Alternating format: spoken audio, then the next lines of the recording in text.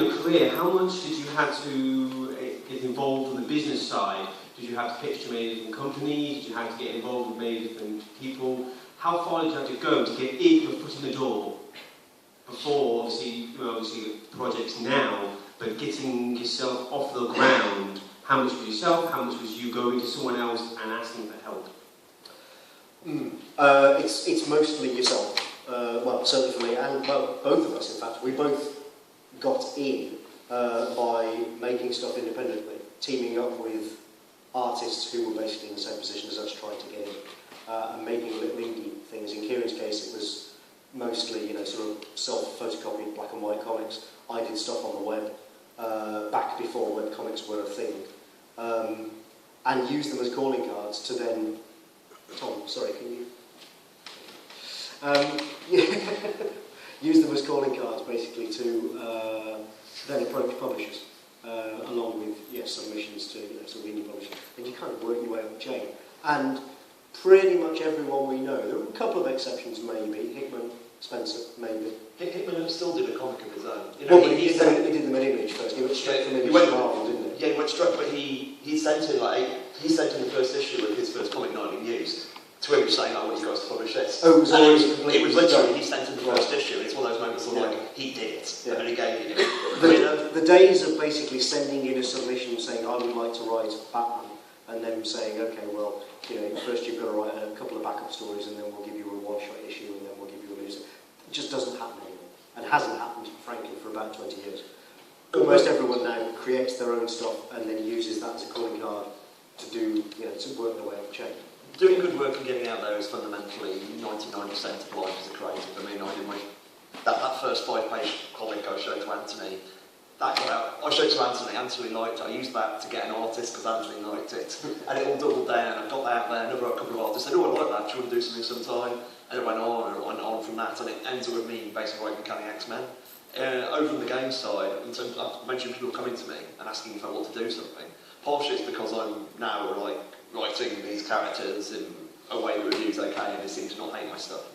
And before that, it was like, it was because I was, how to phrase this?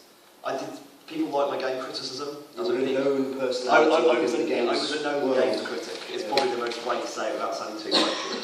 And some developers liked what I had said and my theories and whatever. They thought, no, he's a guy who might be interesting to work with. And it was never the right time. And with me for games, it was purely a case of grabbing an opportunity, because I've been a gamer all my life, and I've always wanted to write games, but unless you're willing to join staff and go and work for a particular studio full time, there are very, very few opportunities to actually get into writing games.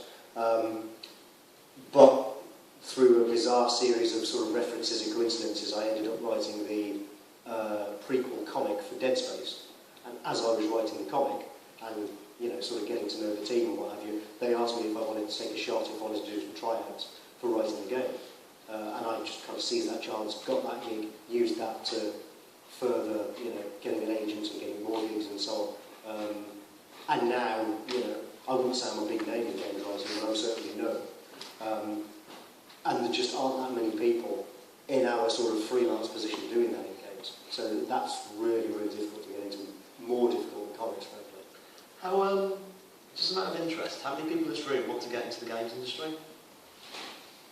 And how many people want to get into the games industry solely as a writer? That's interesting. I think that's probably wise. I mean, one of my observations about the only time game narrative is any good is when the designer is also the writer.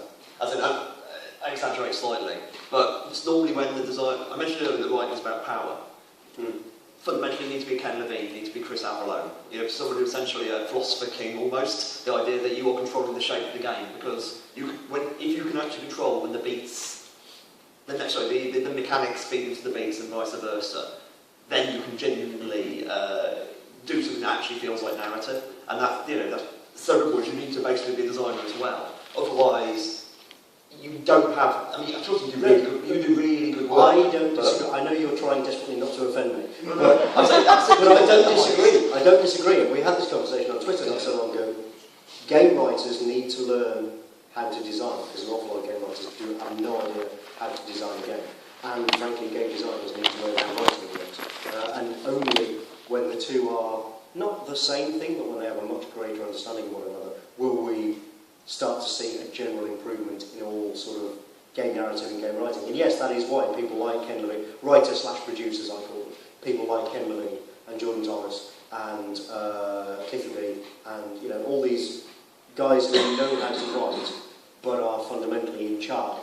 Amy Hennig, perfect example. It's with the exception. I mean, the only exception that I think about a genuinely outstanding first-class narrative would be Valve with Portal and Portal 2. And that's always pasted on top. That is literally the classic pasted on top of the game thing. They work really close. But that's what I'm saying, is they work... Valve has such a weird model. That is literally but what they do, yeah, exactly. They did still work very closely together. As in, yeah, it's not about... That's the only one I can see since Valve are non-hierarchical, is the reason why that works. Right. Essentially, I'm saying, because it's all on essentially playing. The main problem games writing has, and why it's often ineffectual, is that it's rare. It happens, but it's rare that game narrative will retroactively influence game design, where somebody will go back and change the design of a game, the design of a level, because of something the writer has come up with. It does happen, but it's very rare. Portal is a classic example of some of those levels. You wouldn't have the whole thing with the hidden broom cupboard and the cake is a lie and all that without the writing. But you clearly wouldn't have had the writing. Clearly the mechanics came first. We know that because of No Back in the Drop. So the mechanics clearly came first and the writing was pasted on top, but then they went back and changed the mechanics and the design because of the writing. That's the perfect marriage. Unfortunately, for many reasons, some financial, some egotistical, it rarely happens. But it does happen. God, Portal's good. So I'm literally sitting here, my God, how It happened, quick plug, it happened in Zombie U, which I just finished writing, comes out next month, which came for the Wii U. But it happened there. It's one of the rare instances of where I personally have worked on a game where the design of some elements was retroactively changed because of things that we come up with in the narrative. Yeah. And the game is much, much better for it. It's one of the reasons that it's getting so many good reviews. What would you change? I would rather not say, because there were several, and some of them partly because they give away plot points, which I don't want to give away because the game hasn't been released yet, and Ubisoft would murder them. Ubisoft would murder him. Yeah. And also partly because many different people were involved in them, and I don't want to speak out of turn. I want to say the phrase, in my head, the phrase ludonarrative dissonance just keeps on coming, You just love that phrase, you've used that before. That's Clint's phrase. Actually, I have an actual question. Can I ask an Lee actual Alexander. question? Lee doesn't need a mic. Yeah, only because I'm sitting so close to you. To what extent are your creative choices in the storytelling arena constrained by marketing decisions? Because this is something I've been wondering a lot lately. And does it vary from comics to games?